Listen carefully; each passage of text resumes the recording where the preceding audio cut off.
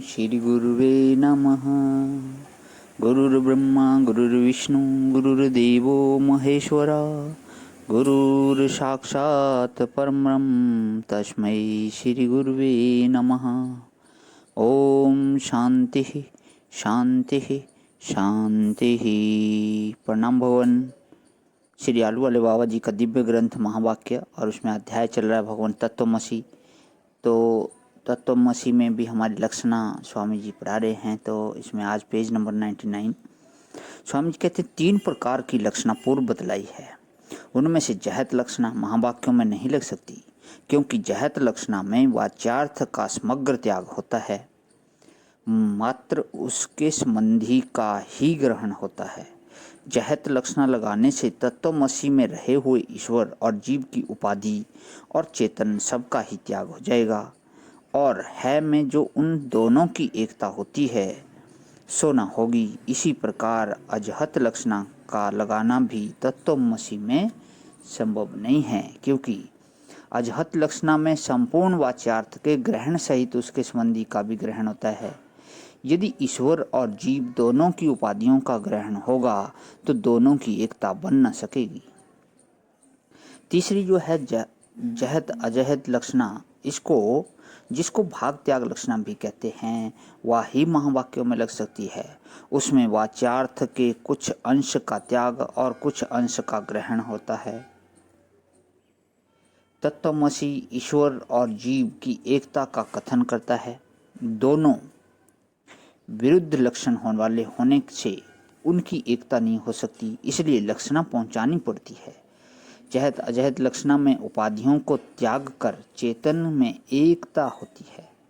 उसे समझने के लिए नीचे कोष्टक देते हैं। तो नीचे बहुत सुंदर तत्वमसी महावाक्य का भाग त्याग लक्षणा से निश्चयार्थ करवाया हुआ है, जिसमें पद दिया हुआ है तत्त्वम असि शब्द वह तू है। वाच्यार्थ ईश्वर, तत्व मतलब ईश्वर, त्वम मतलब जीव और असि मतलब होना। वाच्यार्थ का स्वरूप समझाया कि माया आभास और चेतन, और अविद्या आभास और चेतन, और उपाधि सहित होना।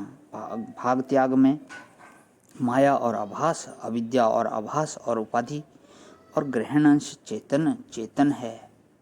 निश्चयार्थ ईश्वर और जीव की उपाधियों को छोड़कर जीव चेतन और ईश्वर चेतन एक ही है। तो इस तरह से बहुत सुंदर यहाँ पे चार्ट के माध्यम से समझाया हुआ है।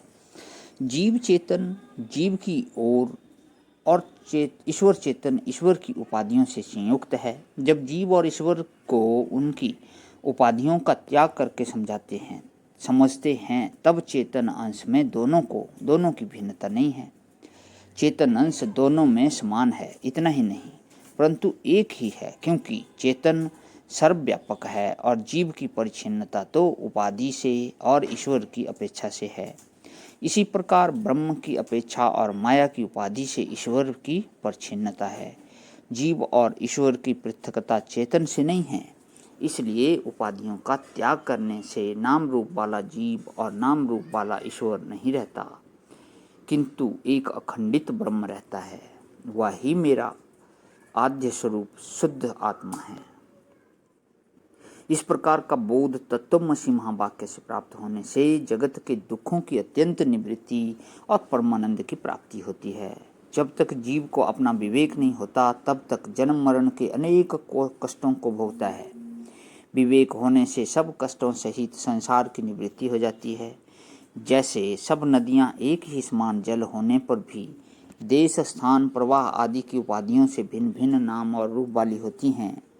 किसी का जल निर्मल, किसी का गंदला, किसी का हरा, किसी का स्वेद, किसी का पाचक और किसी का वादी होता है। जिन देश, वनस्पति आदि का अंश का संग नदी करती है, उनका गुण नदी के जल में होता है। नदियाँ छोटी बड़ी, सूखने वाली, ना सूखने वाली, पूर्व वाहिनी, पश्चिम वाहिनी होती है।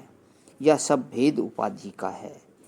जब नदी सब प्रकार की उपाधियों को छोड़कर समुद्र में मिल जाती है, तब वह नदी की पृथकता नहीं रहती। नदी का जल और उसका गुण भी नहीं रहता। नदी जब अपना नाम रूप छोड़कर अखंडित भरपूर अमर्यादा वाले समुद्र में एकता को प्राप्त होती है, तब वहाँ गंगा जमुना आदि का भेद नहीं रहता। इसी प्रकार तत्वमसि महावाक्य से उत्पन्न हुआ बोध सब उपाधियों का त्याग कराने वाला है। उपाधियों का त्याग होने से जीव अपने जीवत्व प्रपंच को छोड़कर ब्रह्म स्वरूप हो जाता है। वहाँ जीव की पृथकता नहीं रहती। प्रणाम भगवान। आज यहीं विराम। ओम शांति शांति शांति।